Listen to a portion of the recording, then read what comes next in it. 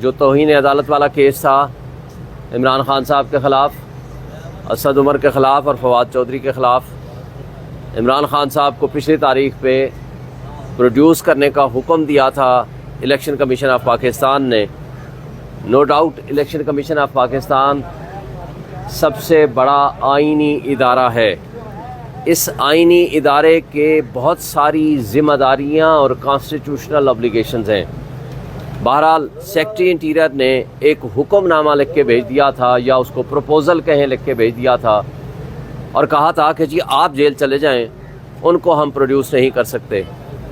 बकौल इनके कि हम एक शख्स को जेल, अडियाला जेल से रेड जोन तक बाहिफाजत नहीं ला सकते।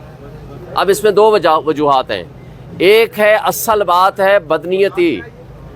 जब हम ये कहते थे F8 मरकज़ में उनकी लाइफ को थ्रेट है, कहते थे कि नहीं आप F8 मरकज़ में ही जाएं। लेकिन आज जो रेड जोन सबसे मोस्ट सिक्योर जगह है, यहाँ पेश करने के लिए इलेक्शन कमीशन के हुक्म के बावजूद वो कहते हैं सिक्योरिटी थ्रेट है, हम एक शख्स को पेश नहीं कर सकते। तो क्या ये तर्ज़ अमल इसलिए हम समझें कि इमरान खान अगर यहाँ आएगा तो दुनिया उनको मिलने आएगी, दुनिया उनको देखने आएगी, और इससे उनका जो एक पर्दा है, एक जो इनके दरमियान और पार्टीज़ के दरमियान एक रुकावटें हायल हैं, वो शायद दूर हो जाएं। आपने देखा सुप्रीम कोर्ट ऑफ पाकिस्तान ने ऑर्डर किया कि इमरान खान नैब वाले केस में, जो कि नैब की प्रोविजंस को चैलेंज किया गया था, और नैब प्रोविजंस जो अमेंडमेंट आई थी, जो पीडीएम की जमातों ने अपने सिर्फ ज़ाती मफादात और ज़ाती केस ख़त्म कराने के लिए किया था, उसके ऊपर जब सुप्रीम कोर्ट ने कहा कि जनाब आप आना चाहें तो आप इन पर्सन पेश हो सकते हैं, और इमरान खान साहब ने लिख के दे दिया कि जी मैं ज़ाती हैसियत में पेश होना चाहता हूँ। लेकिन बदकिस्मती से इंतज़ामिया सुप्रीम कोर्ट के हुक्म को भी मानने को तैयार नहीं है। जो खबरें आ रही हैं वो ये कह रहे हैं कि हम नहीं पेश कर सकते। इसी तरह आपने देखा साइफर वाला केस, जो कि ओपन ट्रायल केस होना चाहिए, और उसका कोई भी केस, क्योंकि ये कोई मार्शल लॉ का ज़माना तो नहीं है कि ड्राइंग रूम में या बंद कमरों में जो चाहो लिखो और जो चाहो जा करके किसी को सज़ा दे दो। ओपन कोर्ट ट्रायल ये बुनियादी हक है किसी भी मुल्ज़िम का, लेकिन उससे भी ले तो लाल से काम ले रहे हैं। और दरअसल वजह यह है, आज भी मैंने इलेक्शन कमीशन को गुजारिश की कि जनाब इलेक्शंस हो रहे हैं, लेकिन लेवल प्लेइंग फील्ड हमें नहीं दिया जा रहा।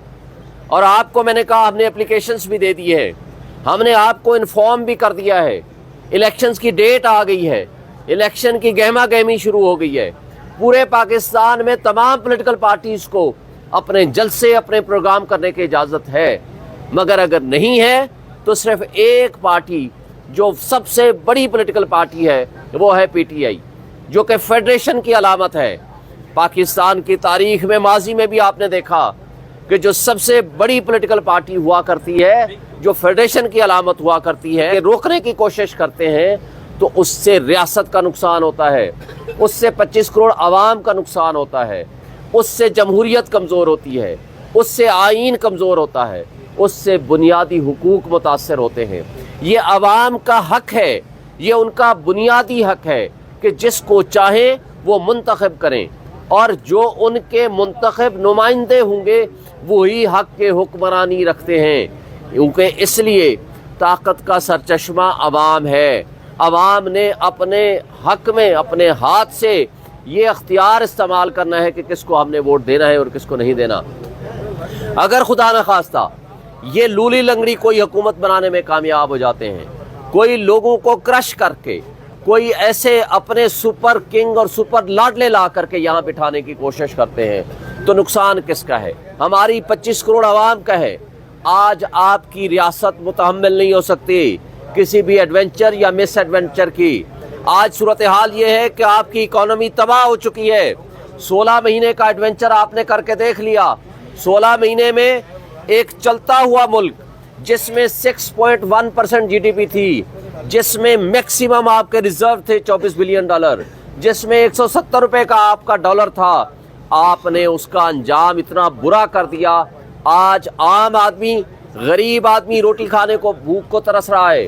آج آپ نے وائٹ پیپر ہم نے جاری کیا ہے، آپ نے وہ فیکٹس اینڈ فگرز دیکھ لیے ہوں گے کہ جس حالت میں ہمیں ملک ملا تھا اور جس حالت میں پی ٹی آئی نے اپنی کارکردگی دکھائی ہے۔ میں اس میں تفصیل میں جائے بغیر، لیکن میں کمپیریزن آپ کو دینا چاہ رہا ہوں کہ ان حالات میں اگر آپ نے لولی لنگڑی حکومت بنانے کی کوشش کی، فیڈریشن کی علامت کو کرش کرنے کی کوشش کی، جو کہ آپ مستقل اپنی ان حرکات میں لگے ہوئے ہیں، اس کا نقصان ہماری جمہوریت کو ہوگا، اس کا نقصان ہمارے آئین کو ہوگا، اس کا نقصان ہماری معیشت کو ہوگا، اس کا نقصان ہمارے 25 کروڑ عوام کو ہوگا، اور اس سے کوئی بہتری نہیں آئے گی، اور کوئی ایسی لولی لنگڑی حکومت آپ 6 مہینے سے زیادہ نہیں چلا سکیں گے۔